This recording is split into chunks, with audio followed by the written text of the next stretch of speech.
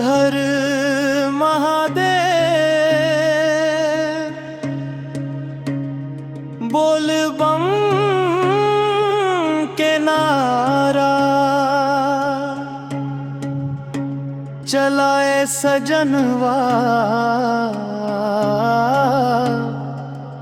देवघर द्वारा।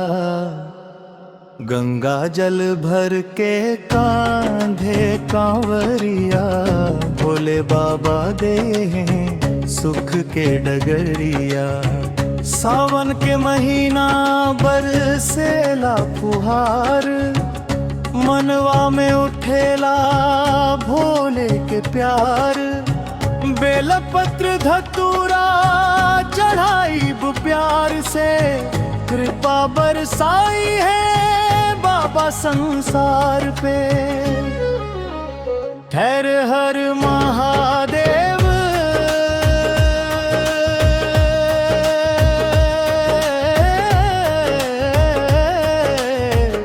बोल बम के लारा चले सजनवा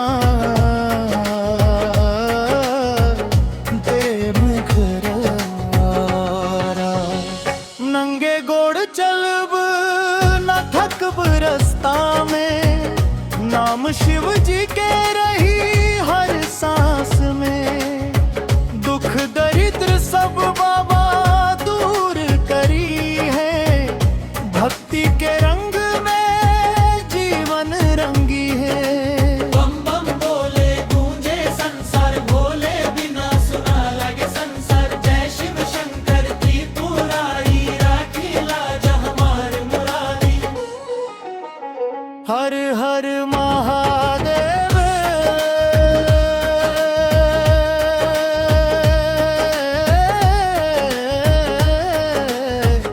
बोल बम के नारा देवघर पहुंची मिलल सहारा।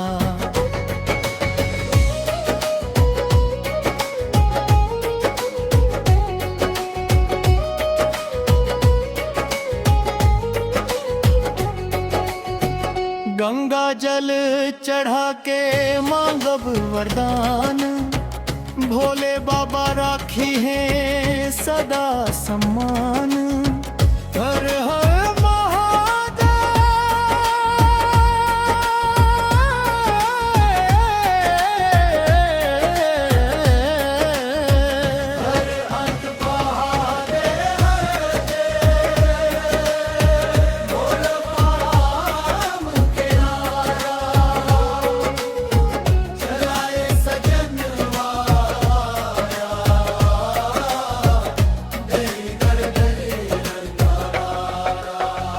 यार हर महादेव बोल बम के नारा चलाए सजनवा देवघर द्वारा। गंगा जल भर के कांधे कांवरिया भोले बाबा दे है सुख के डगरिया। बम बम बोले गूंजे संसार भोले बिना सुना लगे संसार। जय शिव शंकर त्रिपुरारी हर हर महादेव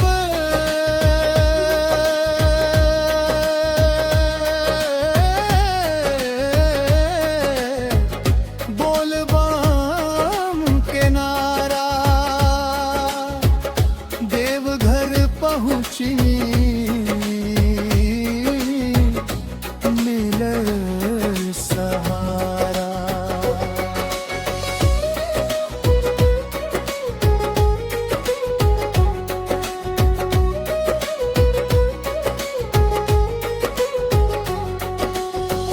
नंगे गोड़ चलब न थकब रास्ता में।